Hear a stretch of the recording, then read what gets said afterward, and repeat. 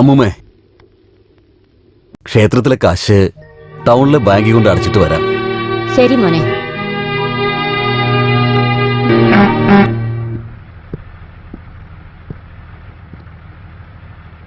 ചേട്ടാ നമസ്കാരം. നമസ്കാരം.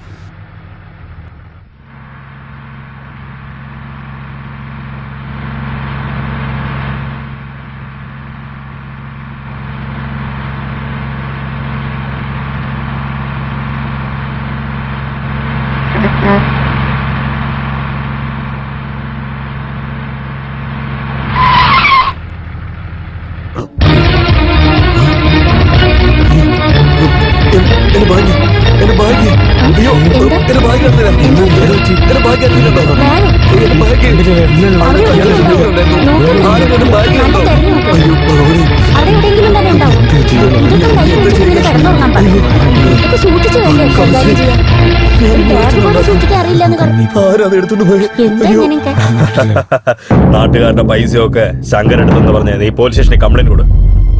ഇൻസ്പെക്ടർ ആരാ നിനക്കറിയാലോ? അവന്റെ അനിയനാ. അനിയൻ ചേട്ടനെ അറസ്റ്റ് ചെയ്ത് റോഡിൽ വലിച്ചോണ്ട് പോകണം. അത് ഞാൻ എന്റെ ഈ കണ്ണുകൊണ്ട് കാണണം. Good plan. നോ സർ, അവരങ്ങനെ ചെയ്യുന്ന ഒരാളല്ല സർ. നിങ്ങൾ പറയുന്നത് വിശ്വസിക്കണോ അതോ നാട്ടുകാർ പറയുന്നത് വിശ്വസിക്കണോ? നാട്ടുകാരുടെ പണമൊക്കെ മോഷ്ടിച്ചു എന്ന് പറഞ്ഞ് നാട്ടുകാരെ കംപ്ലൈന്റ് വന്നിട്ടുള്ളത്. ചെന്ന് അയാളെ അറസ്റ്റ് ചെയ്ത് കൊണ്ടുപോവാ. 6000 പേരിട്ടിരിക്കുന്ന ഈ കാക്കി ഡ്രസ്സിൽ പോലീസ് എന്ന 3 അക്ഷരത്തിന് അഭിമാനമായി നീ മുന്നിലുണ്ടാവണം. അതാണ് എന്റെ ആഗ്രഹം. ചേട്ടൻ, അനിയൻ, സ്വന്തം ബന്ധം ഇതെല്ലാം മറന്ന് തെറ്റ് ചെയ്ത് സ്വന്തം വീട്ടുകാരായാലും ശരി, ഒരു ദയയും കൂടാതെ നീ അവരെ ശിക്ഷിച്ചിരിക്കണം. അതാണ് പോലീസ് ഡിപ്പാർട്ട്മെന്റിനെ നീ കൊടുക്കുന്ന ബഹുമാനം. എന്താ ആലോചിച്ചോണ്ട് നിൽക്കുന്നേ? എത്രയും പെട്ടെന്ന് പോയി അറസ്റ്റ് ചെയ്യ. Okay sir.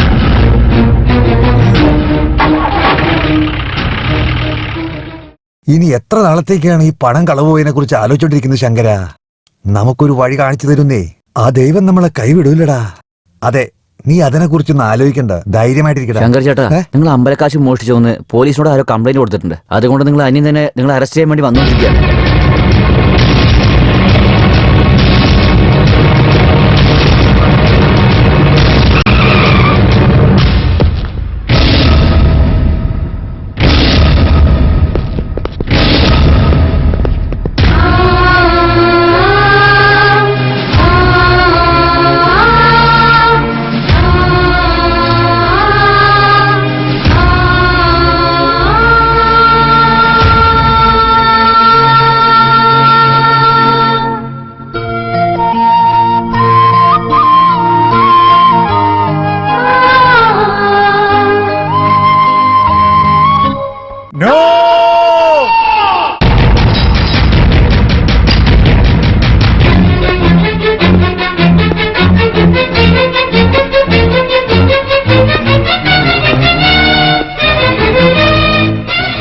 മനുഷ്യനായിട്ട് ജനിച്ച ഓരോരുത്തർക്കും മനസാക്ഷി എന്ന് പറയുന്ന ഒന്നുണ്ട്.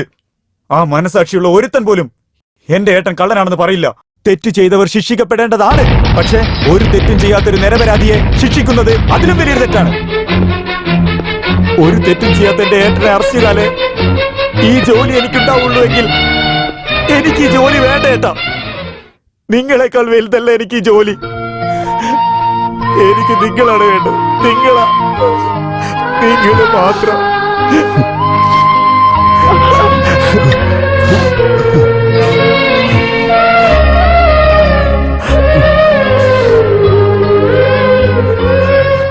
സ്നേഹം തുളുമ്പുന്ന പൂമകളോ, സ്നേഹം തേടും തേനോ, നീ തേടുന്ന വർണ്ണമോ, അമ്മതൻ സ്നേഹം പുൽകുമോ?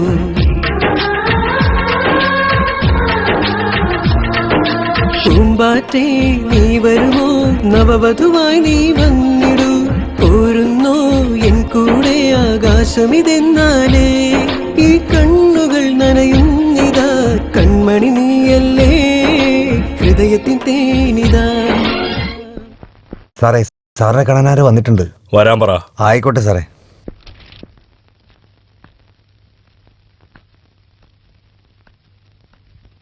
നമസ്കാരം സാർ. ഇരിക്കൂ. കുഴപ്പമില്ല സാർ. കുഴപ്പമില്ല, ഇരിക്കൂ. എന്താ കാര്യം? അന്ന് സാറിന്റെ കമ്പനി ചോദിച്ചില്ലേ, ഞാൻ നിങ്ങൾക്ക് തരാൻ തയ്യാറാണ്. അതിന് പകരം നിങ്ങൾ എനിക്ക് 5 ലക്ഷം തന്നാ മതി. എന്തിന്? നിങ്ങളുടെ കമ്പനിയൊക്കെ നന്നായിട്ടല്ലേ പോകുന്നത്? എല്ലാം നന്നായിട്ട് തന്നെ പോകുന്നുണ്ട്. പക്ഷേ എന്റെ കുടുംബം ഇപ്പൊ ഒരു പ്രശ്നത്തിലാ. എന്റെ ചേട്ടനൊരു പ്രശ്നത്തിൽ പെട്ടിരിക്കുക. അദ്ദേഹത്തെ രക്ഷിക്കണമെങ്കിൽ എനിക്ക് 5 ലക്ഷം ആവശ്യമാണ് സാർ. ചേട്ടൻ സാർ. പോയി 5 ലക്ഷം ക്യാഷ് കൊണ്ടുപോവാ. ശരി സാറേ. നിങ്ങൾക്ക് പൈസ തരാം, പക്ഷെ നിങ്ങളുടെ കമ്പനി വിൽക്കേണ്ട. അന്ന് നിങ്ങൾ നിങ്ങളുടെ കുടുംബത്തിനെ കുറിച്ച് പറയുമ്പോ ആ കുടുംബത്തിനെ കുറിച്ച് ചില ആൾക്കാരുടെ അടുത്ത് ഞാൻ ചോദിച്ചു. എല്ലാ ചേട്ടനനിയന്മാരെ രാമലക്ഷ്മണൻ പോലെയാ. പക്ഷേ ചില സമയത്ത് അവർക്കുള്ളി ഒരു പ്രശ്നം വന്ന് പിരിഞ്ഞു പോയേക്കുവാ. ശരിക്കുള്ള രാമലക്ഷ്മണനൊക്കെ ആണെങ്കിൽ നിങ്ങളുടെ കുടുംബത്തിനെ കണ്ടാൽ മതി. നിങ്ങളുടെ ചേട്ടനനിയന്മാരെ കാണണം. അപ്പോഴേ അറിയൂ ശരിക്കുള്ള രാമലക്ഷ്മണൻ എങ്ങനെയായിരുന്നു എന്ന്. അവരുടെ കുടുംബത്തിലൊരു പ്രശ്നം വരുമ്പോൾ എന്റെ മനസ്സ് കേൾക്കുന്നില്ല.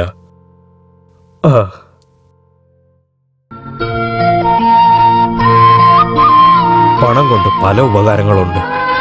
കഷ്ടത്തിലുള്ള നിന്റെ ചേട്ടനെ രക്ഷിക്കാൻ ഈ പൈസ നിനക്ക് ഉപകാരപ്പെടട്ടെ. സാർ അത് പിന്നെ ചിന്തിക്കണ്ട സാർ. ഇത് വെറുതെ മേടിക്കാൻ നിങ്ങൾക്ക് കഷ്ടമാണെങ്കിൽ നിങ്ങളുടെ കമ്പനിയിൽ എനിക്കൊരു പാർട്ട്ണർഷിപ്പ് തന്നാൽ മതി. പ്ലീസ് മേടിച്ചോളൂ സാർ, മേടിച്ചോളൂ സാർ.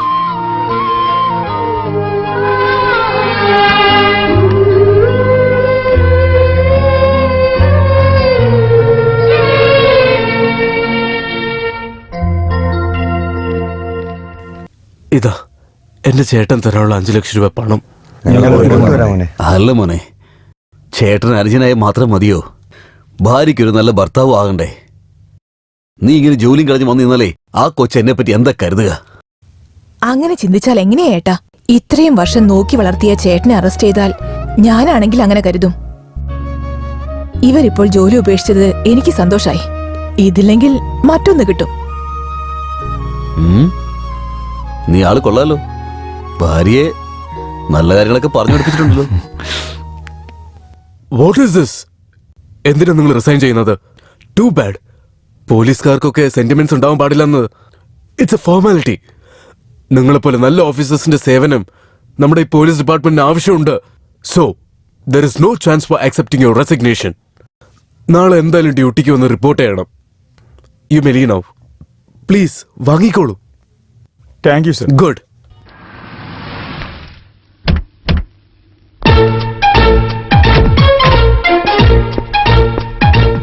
ശ്വേത, നീ ഇവിടെ തന്നെ നിൽക്ക്.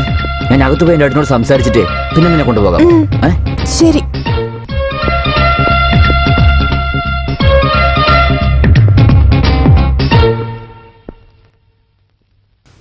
ചേട്ടാ. എന്താടാ? അത് പിന്നെ ചേട്ടാ, അതായത് ഇത് ചെയ്യാൻ ഞാൻ നിങ്ങളോട് പറഞ്ഞല്ലേ, അത് വന്നിരിക്കുന്നു. ഏത്? അതാണ് ചേട്ടാ, ഞാനൊരു കുട്ടീനെ ലവ്. വരാൻ പറയേ. ആ ശരി. എന്തു പറഞ്ഞു? Appointment fix.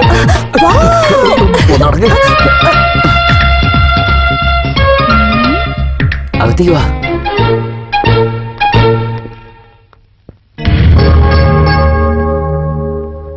ഇത് 6 കഷ്ണങ്ങളാക്കി 2 ദിവസം കഴിച്ചു കഴിഞ്ഞാൽ എല്ലാം ശരിയാവും.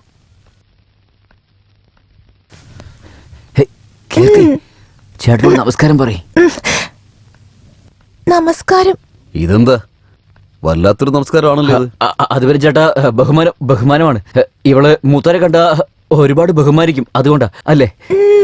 അല്ല, നിന്റെ പേരെന്താ? കീർത്തി. ആ, കേട്ടില്ല. കീർത്തി ചേട്ടാ, കീർത്തി.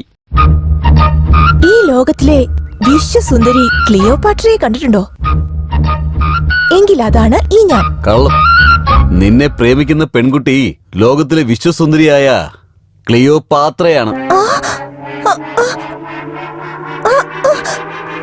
ഇവരാണോ നിങ്ങളുടെ ഏട്ടൻ? അതെ.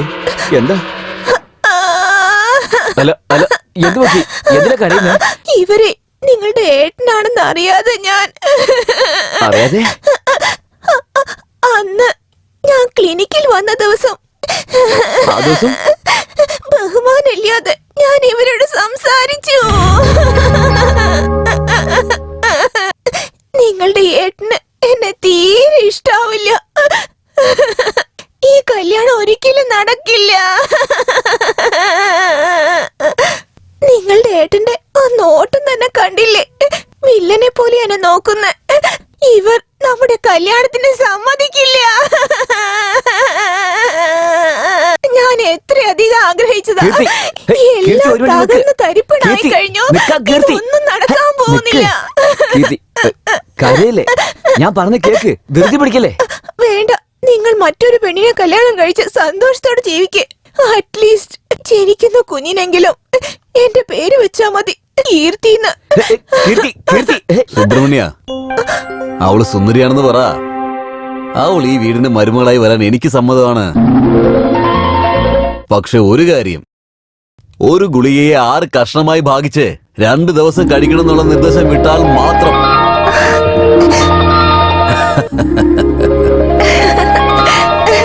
ഭഗവാൻ നിന്നെ അനുഗ്രഹിക്കട്ടെ മോളെ.